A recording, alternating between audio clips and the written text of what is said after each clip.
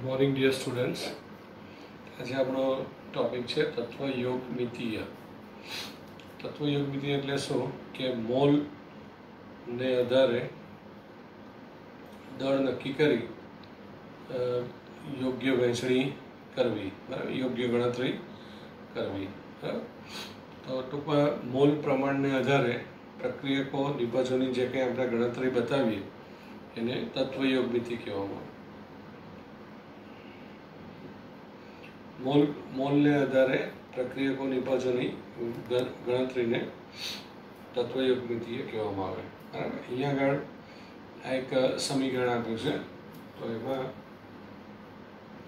મિથેનનું oxygen સાથે પ્રક્રિયા કરતા CO2 ને પાણી બને છે. તત્વયોગમિતિમાં જ્યારે પણ ગણતરી કરો ત્યારે સમીકરણને સંતુલિત કરી દેવાનું પહેલાં. એટલે આપણે અહીંયા 2O2 અને 2H2O કરીને સંતુલિત કરી દીધું છે. પછી આપણી જે પ્રક્રિયા લખેલી હોય એની આગળ જે સંખ્યા હોય સહગુણક એ એના મોલ કહેવાય. હવે કંઈ ન હોય તો તમારે 1 મોલ છે એમ સમજી લેવાનું. 2 લખ્યા તો 2 મોલ છે, 1 છે તો 1 મોલ, કંઈ નહીં લખ્યું હોય તો 1 મોલ છે, 2 મોલ છે. બરાબર. એટલે અને આપણે વાંચવું હોય તો એ તમે છે કે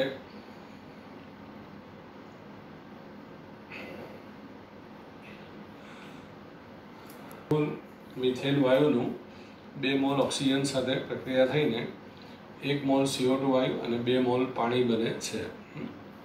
શું કહેવાય? 1 મોલ મિથેન વાયુનું 2 મોલ ઓક્સિજન સાથે પ્રક્રિયા થઈ 1 મોલ CO2 અને 2 મોલ પાણી બને છે. બરાબર. અને આ જેટલા મોલ હોય એટલા અણુ આપણે આ રીતે લખી દેવાના. હવે એને ગ્રામમાં ફેરવવું હોય તો આનું અણુભાર સુધી કાઢવાનું બધાનું. બરાબર. અહીંયા આગળ 12 + 4 × 1 એટલે 16 ગ્રામ થયું. ઓનો 16 થવાનો એટલે 2 × 16 × 2 એટલે 2 × 2 × 16 એટલે 64 થયું. એ આના 12 અને 32 એટલે 44 થવાના. અને 2 + 16 એટલે 18 × 2 એટલે 36 થાય. બરાબર. તો આ આપણે મોલ ઉપરથી એને ગ્રામમાં ફેરવી કાઢ્યું. બરાબર. તો ગ્રામના સંદર્ભમાં જો આપણે ગણતરી બતાવી હોય તો એમ કહેવાય કે 16 ગ્રામ મિથેન વાયુનું 64 ગ્રામ ઓક્સિજન સાથે પ્રક્રિયા થઈ 44 ગ્રામ CO2 અને 36 ગ્રામ પાણી બને છે. હવે આ લોકોનું ટોટલ જોઈ લેવાનું. 16 × 64 એટલે 80 થયા અને આ પણ 80 થઈ ગયા. બરાબર. એટલે જે આપણે દ્રવ્ય સંચયનો નિયમ આપણે જોઈ લો કે પ્રક્રિયકોનો જેટલો જથ્થો હોય એટલો નિપજનો થાય. એટલે 100 ગ્રામ છે તો આપણને 100 ગ્રામ થયું. હવે આગળ આપણે ભણી ગયા છે કે STP એ કોઈ પણ વાયુના 1 મોલનું કદ 22.4 લીટર થાય. એટલે આ 1 મોલ છે એટલે 22.4 થયું. બરાબર. જો મિલીલીટરમાં લખવું હોય તો 22,400 ml કહેવાશે. એ રીતે 2 મોલ છે તો 2 × 22.4 થવાનું. 1 મોલ છે તો 22.4, 2 મોલ છે તો 22.4. હવે જ્યારે ઘન પદાર્થને એવું હોય તો તમારે કદ આવશે નહીં. એટલે ઘન પદાર્થ હોય તો તમારે ડેશ કરી દેવાનું. અને 1 મોલમાં આટલા અણુ હોય, 2 મોલ એટલે ડબલ અણુ થઈ ગયા, 1 મોલમાં પાછા આટલા જ અને આ થઈ ગયા. બરાબર. હવે આને આધારે તમારે કોઈ પણ ગણતરી તમે કરી શકો. દાખલા તરીકે આ સમીકરણ એમ કહે છે કે ભાઈ 16 ગ્રામ મિથેન વાયુમાંથી તમે 44 ગ્રામ CO2 મેળવી શકો છો. ધારો કે તમને એમ પૂછે કે ભાઈ 160 ગ્રામ મિથેન હોય તો કેટલા CO2 બને? તો તમારે કહેવાનું કે ભાઈ 16 ગ્રામમાંથી 44 તો 160 થી કેટલા, એટલે એ CO2 ની ગણતરી આવે. ધારો કે એમ પૂછે કે ભાઈ 160 ગ્રામ મિથેનમાંથી કેટલા મોલ પાણી બનાવી શકાય? તો આપણે કહેવાનું કે ભાઈ 16 ગ્રામમાંથી જે અહીંયા જેની ગણતરી કરવાની હોય તે બેને સાંકળી લેવાનું. એટલે 16 ગ્રામ મિથેન છે તેમાંથી 2 મોલ તમને મળે છે.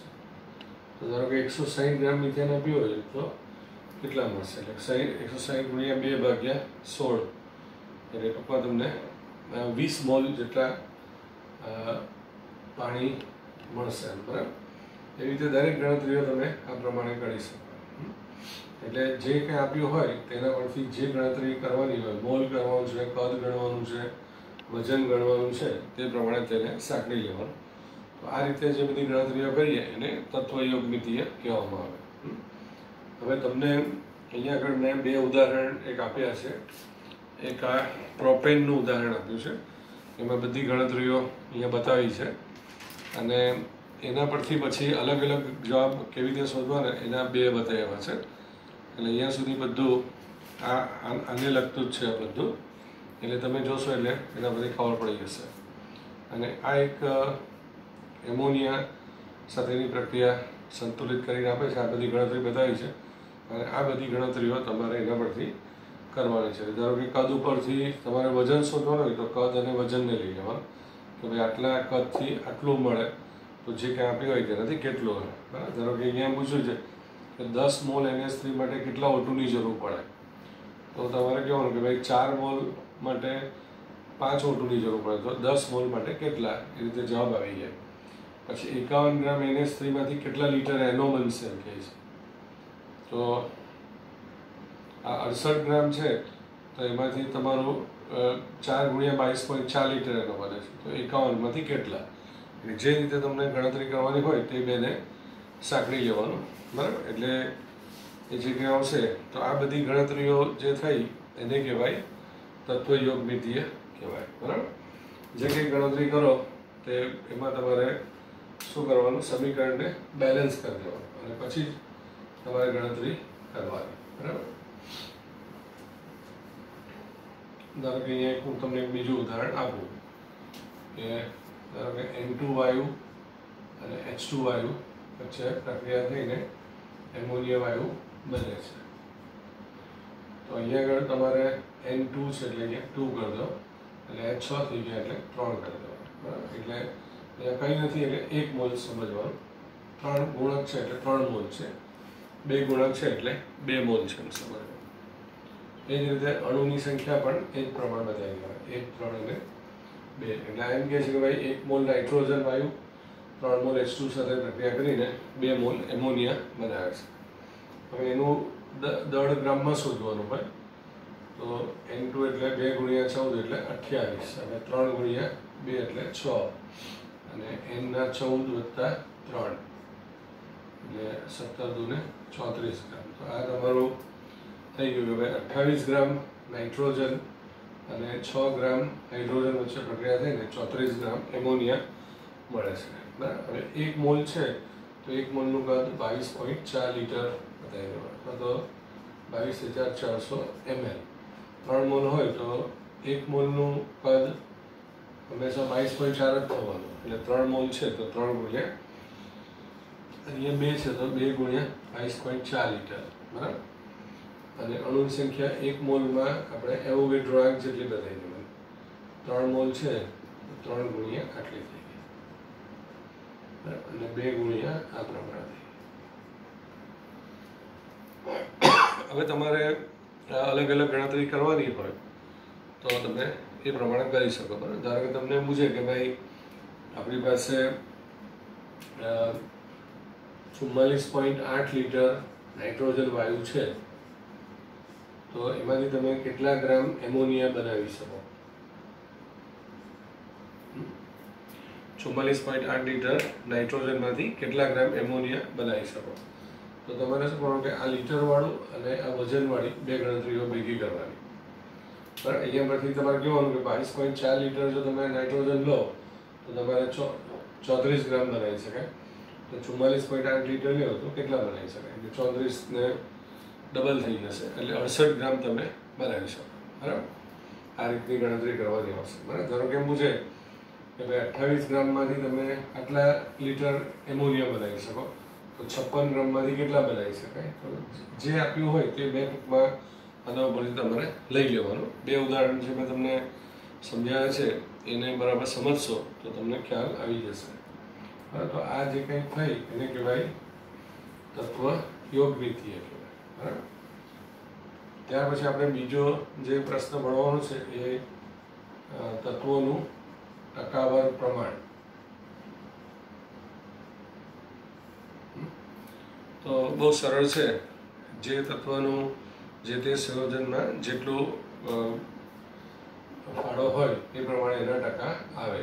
ધારો કે તમને આ HNO3 આપ્યું છે તો તમને પૂછે કે ભાઈ HNO3 માં H, N અને O ના ટકા શોધો. તો હાઇડ્રોજનનું HNO3 બનવામાં ટકાવાર પ્રમાણ કેટલું છે, કે નાઇટ્રોજનનું કેટલું છે, કે ઓક્સિજનનું કેટલું છે. આપણે શું કરવાનું કે પહેલાં એનો અણુભાર શોધી કાઢો. તો H + N + 3O. Hનું વજન 1 ગ્રામ, Nનું 14 ગ્રામ અને 3 × 16 એટલે 1 + 14 + 48 એટલે 63 ગ્રામ છે. બરાબર. ધારો કે તમારે Hના ટકા શોધવા છે. આપણે કહેવાનું કે ભાઈ 63 ગ્રામમાં Hનું કેટલું પ્રમાણ છે, તો કે 1 ગ્રામ છે. તો 63 ગ્રામમાં H બરાબર 1 છે. તો ટકા 100માં આવે એટલે 100 ગ્રામમાં એ કેટલું છે, એટલે 100 × 1/63.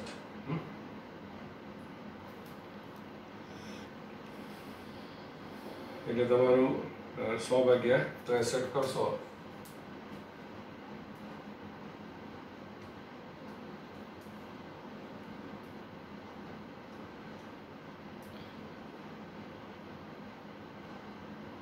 તો 1.58% આ હાઇડ્રોજન છે. બરાબર. આ સંયોજન બનાવવામાં હાઇડ્રોજનનું કોન્ટ્રીબ્યુશન છે 1.58%. હવે તમારે કોઈ પણ તત્વના ટકા શોધવા હોય તો તમારે આના પરથી ડાયરેક્ટ જ બનાવી દેવાનું. ટકા બરાબર 100 ગુણ્યા જે તે તત્વનું વજન ભાગ્યા અણુભાર કરી દેવાનું. બરાબર. તો આ રીતે ડાયરેક્ટલી કરવું હોય તો દર વખતે આવી રીતે કરો તો બી ચાલે. બરાબર. ધારો કે આપણે Nના ટકા શોધવાના છે.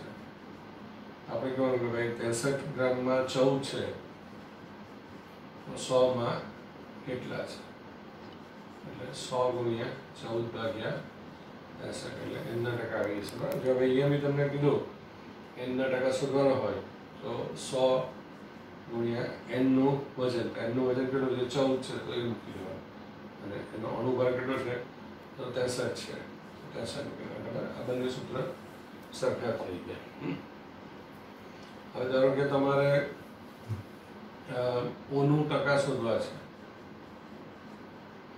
ઓના ટકા બરાબર શું કરવાનું, 100. હવે ઓનું પ્રમાણ કેટલું છે, 48 છે. તો 100 × 48/63. બરાબર. જે આવે તે ઓના ટકા થયા કહેવાય. અને એમ નહીં કરવું હોય તો કહેવાનું કે ભાઈ 63 ગ્રામમાં 48 છે તો 100માં કેટલા, તો આનું આ જ આવવાનું છે. બરાબર. તો આ રીતે કોઈ પણ તત્વનું ટકાવાર પ્રમાણ તમે ગણી શકો. પહેલાં શું કરવાનું, એનો અણુભાર શોધી કાઢવાનો. પછી દરેક આની અંદર એનું કેટલું કેટલું છે વજન તે બતાવી દેવાનું. અને પછી તમારે ટકા શોધવાના. 100 પ્રમાણે કરવું હોય તો તે રીતે કરવાનું. એટલે આ સૂત્ર યાદ રાખો તો બી ચાલે. 100 ગુણ્યા જે તે તત્વનું વજન ભાગ્યા અણુભાર. બરાબર. ધારો કે હું તમને એક બીજું બતાવું કે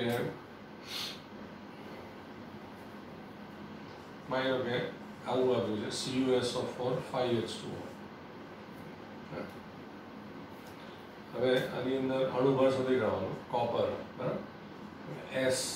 S કેટલા છે, તો કે 1 છે. O કેટલા છે, તો કે 4 અને 5. આ તે લઈ લેવાના. અને H કેટલા છે, તો 5 × 2 એટલે 10 છે. બરાબર. આ 63.5 છે, 32 છે, 9 × 16 છે અને 10 × 1 થવાનું. એટલે 63.5 + 32.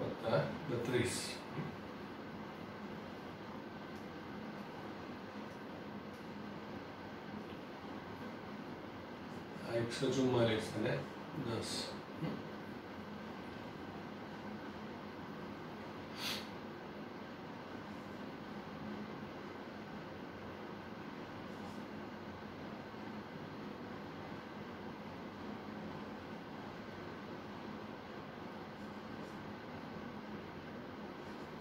$240.5 આવી ગયો આપણો.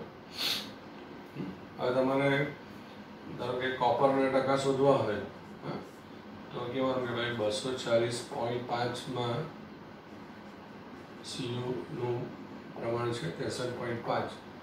તો 100માં કોપર કેટલું છે, એટલે 100 × 63.5 ભાગ્યા 240.5.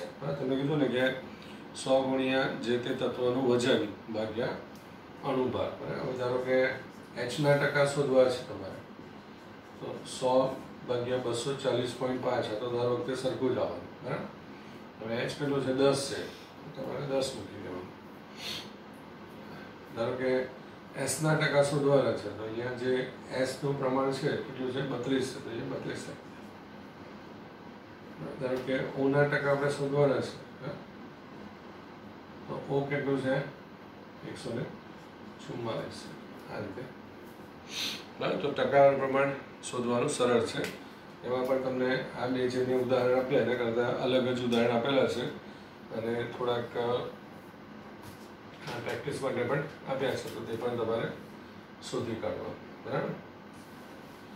અને આ જે આપણું પ્રકરણ છે એનું છેલ્લો ટોપિક છે સીમિત પ્રક્રિયા.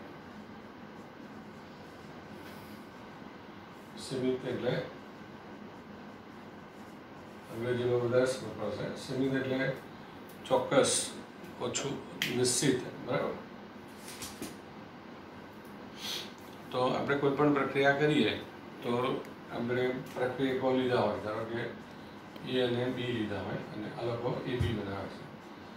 ધારો કે એ આપણે 100 ગ્રામ લીધું અને બી 500 ગ્રામ લીધું, તો તમે જોઈ શકો કે એનો જથ્થો ઓછો છે અને બીનો વધારે છે. તો આ 100 ગ્રામ છે તો બીમાંના 100 ગ્રામ સાથે જ પ્રક્રિયા કરશે. એટલે જેવું આનું 100 ગ્રામ અને આના 100 ગ્રામ વચ્ચે સંપૂર્ણ પ્રક્રિયા પતી ગઈ એટલે આ એનો જથ્થો જે છે તે સંપૂર્ણપણે ખલાસ થઈ જશે. એટલે હવે આપણી પ્રક્રિયા છે તેમાં ફક્ત બી જ બાકી રહી ગયું. એટલે આપણી એક જ પ્રક્રિયા રહી ગયો એટલે આપણી પ્રક્રિયા હવે અટકી જશે. તો જે પ્રક્રિયકનો જથ્થો ઓછો હોય અને સંપૂર્ણપણે બીજા પ્રક્રિયક સાથે પ્રક્રિયા કરીને વપરાઈ જાય તો તે એને સીમિત પ્રક્રિયા કહેવાય. એટલે પ્રક્રિયાને સીમિત કરી દે છે, પ્રક્રિયાને અટકાવી દે છે. બરાબર. કેમ કે હવે અહીંયા આગળ બી તો છે પણ હજુ એ આપણી પાસે નથી એમ. બરાબર. તો જે પ્રક્રિયક ટૂંકમાં સંપૂર્ણપણે વપરાઈ જાય, બરાબર, અને એને કારણે પ્રક્રિયા અટકી જાય. હજુ બીજો પ્રક્રિયક છે પણ બીજો પ્રક્રિયકને પ્રક્રિયા કરવા માટે કોઈ નથી. એટલે જે પ્રક્રિયક ટૂંકમાં ઓછો હોય એ પ્રક્રિયાની સીમિત પ્રક્રિયાની હદ નક્કી કરી નાખે કે ભાઈ હવે આ પ્રક્રિયા આગળ જશે નહીં. તો લિમિટિંગ એટલે લિમિટ નક્કી કરી દીધી કે પ્રક્રિયા હવે આગળ થવાની નથી. બરાબર. આપણે બહુ સાદું ઉદાહરણ લઈએ તો આપણે ધારો કે દાળ ને ભાત ખાતા હોઈએ તો દાળ ઓછી છે ને ભાત આખો ડબ્બો ભરીને છે, તો તમે દાળ ને ભાત મિક્સ કરશો તો ભાત વધારે છે, દાળ ઓછી છે, એટલે દાળ શું થાય? બધી વપરાઈ જશે. એટલે ખાલી ભાત તમારો બાકી રહી જશે. એટલે તમારે પછી શું કરવું પડે કે ખાવાનું બંધ કરી દેવું પડશે. એટલે દાળનો જથ્થો ઓછો હતો તો તેણે આપણી જમવાની પ્રક્રિયાને અટકાવી દીધી. બરાબર. એવી રીતે બીજું પણ તમે લઈ શકો કે ધારો કે રોટલો અને શાક છે, તો શાક બહુ વધારે છે પણ રોટલા 2 જ છે, તો 2 રોટલામાં જેટલું શાક હશે તેટલું આપણે ખાઈ નાખ્યું. પછી શાક હજુ વધારે છે પણ રોટલા આપણી પાસે નથી એટલે આપણું ખાવાનું અટકી જશે. તો જે રોટલો છે એ ઓછો છે એણે આપણી જમવાની પ્રક્રિયા અટકાવી દીધી. તો અહીંયા પણ એવું છે કે જે પ્રક્રિયક ઓછો હોય તે પ્રક્રિયાને અટકાવી દે, પ્રક્રિયાને સીમિત કરી દે, ટૂંકાવી દે, બંધ કરી દે, તો તેને કહેવાય સીમિત પ્રક્રિયા કહેવાય. બરાબર. અને જે પ્રક્રિયક ઓછો હોય એ જ હંમેશા નિપજની ગણતરી નક્કી કરે. બરાબર. ધારો કે અહીંયા આપ્યું છે કે ભાઈ એ અને B2 વચ્ચે પ્રક્રિયા થઈને AB2 બને છે, તો આનો 1 મોલ છે, આનો 1 મોલ છે અને આ નિપજ 1 મોલ બનાવે છે. હવે એમ કહે છે કે ધારો કે એના 300 પરમાણુ છે અને બીના 200 પરમાણુ છે, તો તમને પૂછે કે આમાં સીમિત પ્રક્રિયા કોણ થયું એમ? તો સીમિત પ્રક્રિયા કોણ થયું? તો કે આ 200 પરમાણુ છે. કેમ કે આ 300 છે, આ એમ કહે છે કે 1ની સામે 1 કરે છે, તો 200ની સામે આ 200 પ્રક્રિયા કરશે. બરાબર. એટલે 100 જેટલા પરમાણુ આપણા હજુ બાકી રહ્યા છે પણ સામે પ્રક્રિયા કરવા માટે છે નહીં એટલે આપણી પ્રક્રિયા અટકી જશે. હવે ધારો તમને પૂછશે કે ભાઈ કેટલી નિપજ મળી એમ? તો નિપજ હંમેશા જે પ્રક્રિયાનો જથ્થો ઓછો હોય તેના ઉપરથી ગણવાની. એટલે તમારે કહેવાનું કે ભાઈ 1 મોલ હોય તો 1 મોલ નિપજ મળે. આ 1 મોલમાંથી 1 મોલ મળે. આ 200 છે તો તમારે સમજો કે 200 મોલ નિપજ મળવાની છે, બરાબર. તો આ રીતે પ્રક્રિયામાં કોણ સીમિત છે તે આપણે નક્કી થઈ જાય, બરાબર. ધારો કે આ 5 મોલ છે અને આ 2 મોલ છે, તો આ 2 મોલ છે તે આના 2 મોલ સાથે જ પ્રક્રિયા કરશે. એટલે 3 મોલ શું છે કે આ હજુ બાકી છે, પણ આ બધું સંપૂર્ણપણે વપરાઈ ગયું છે. એટલે એ જે છે એ આપણો સીમિત પ્રક્રિયક કહેવાય. એણે પ્રક્રિયા એ પૂરું થઈ ગયું એટલે પ્રક્રિયાને અટકાવી દીધી એમ કહેવાય. તો જે પ્રક્રિયા ટૂંકમાં ઓછો હોય અને જેને કારણે પ્રક્રિયા અટકી જાય એ બધો જ્યારે વપરાઈ જાય ત્યારે તો એને આપણે કહીશું સીમિત પ્રક્રિયા કહેવાય, બરાબર. અહીંયા એક ઉદાહરણ છે બીજું, એ મેં બુકમાં તમને ગણીને આપ્યું છે કે ધારો કે આ N2 અને 3H2 વચ્ચે પ્રક્રિયા થઈને 2 એમોનિયા બને છે, બરાબર. તમારે શું કહેવાનું કે સૈદ્ધાંતિક રીતે આ સમીકરણ પરથી લખી જવાનું પહેલાં. તો આ સમીકરણ કહે છે કે ભાઈ જો 1 મોલ નાઇટ્રોજન હોય તો 3 મોલ હાઇડ્રોજન જોઈએ. હવે તમને એવું અહીંયા આપ્યું છે કે આ 2 × 10⁻³ ગ્રામ નાઇટ્રોજન છે અને 1 × 10⁻³ ગ્રામ હાઇડ્રોજન છે. તો આ બંને વચ્ચે પ્રક્રિયા થાય છે. તો તમારે બતાવવાનું કે આમાં સીમિત પ્રક્રિયક બેમાં કોણ છે, બરાબર. એટલે આ આપણે જે લીધો છે તે આટલું છે અને આ આટલું લીધું છે. પહેલાંથી જોઈને એવું નહીં નક્કી કરી દેવાનું કે સીમિત પ્રક્રિયાકારીઓ આ છે, બરાબર. ધારો કે આ 2 × 10⁻³ છે ને આ 1 છે તો આ ઓછો છે એમ કરીને પહેલેથી નક્કી નહીં કરી દેવાનું, બરાબર. હવે ધારો કે આ 1 મોલ છે તો આનું તમારે આ મોલ છે ને આ વજન છે તો તમારે એ કહેવાનું કે ભાઈ આ 1 મોલ એટલે કેટલા ગ્રામ થયા? 28 ગ્રામ થયા, બરાબર. 2 × 14 પ્રમાણે. અને અહીંયા કેટલા થયા? 3 × 2 એટલે 6 ગ્રામ થયા. તો 28 ગ્રામ નાઇટ્રોજન સામે 6 ગ્રામ હાઇડ્રોજન જોઈએ, બરાબર. તો તમારે કહેવાનું કે ભાઈ 28 ગ્રામ H2 માટે 6 ગ્રામ 28 ગ્રામ N2 માટે 6 ગ્રામ H2 જોઈએ. તો આપણી પાસે N2 કેટલા છે? કે 2 × 10⁻³ N2 છે, તો એના માટે કેટલા H2 જોઈશે? એટલે 2 × 6 × 10⁻³ ના છેદમાં H2, બરાબર. એટલે આ આપણો કેટલા થયા?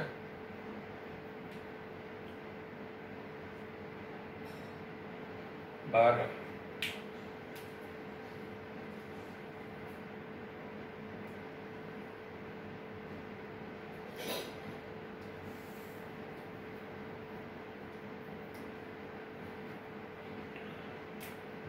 એટલે આપણો જવાબ આવશે 4.28 × 10⁻² ગ્રામ હાઇડ્રોજન એ લોકો આપણને જોઈશે. એટલે બરાબર આટલા ગ્રામ નાઇટ્રોજન સામે જો પ્રક્રિયા કરવી હોય તો 4.28 એટલે કે 4.2 એટલે 428 ગ્રામ તમારે હાઇડ્રોજન જોઈએ.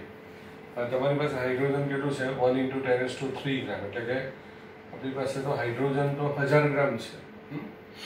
એટલે આટલો જે હાઇડ્રોજન છે, આટલો નાઇટ્રોજન છે એને માટે તો 428 ગ્રામ જ જોઈએ. એટલે એનો અર્થ કે આને જેટલો હાઇડ્રોજન જોઈએ એટલો તમે આપી દીધો. આપણી પાસે તો 1000 છે એટલે આ જથ્થો વધારે છે ને આ ઓછો છે. એટલે આમાં હાઇડ્રોજન એ નાઇટ્રોજન એ આપણો સીમિત પ્રક્રિયક છે અને એનું જે જથ્થો છે તે પ્રમાણે તમારું નિપજ મળશે. તો હવે એટલે 1000 ભાગ્યા 428 કરશો ને એટલે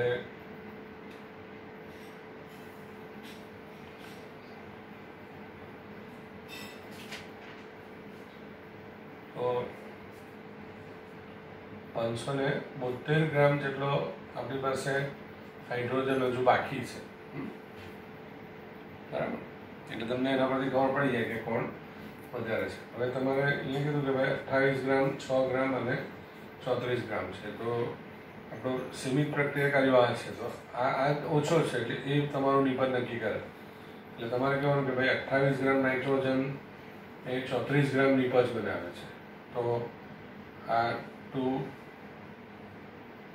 × 10⁻³ ગ્રામ નાઇટ્રોજન કેટલી નિપજ બનાવશે, બરાબર. એટલે નિપજની ગણતરી જ્યારે પણ કરવી હોય તો જે જથ્થો ઓછો હોય તેના આધારે કરવાની. એટલે 2 × 10⁻³ × 34/28 એટલે 68/28.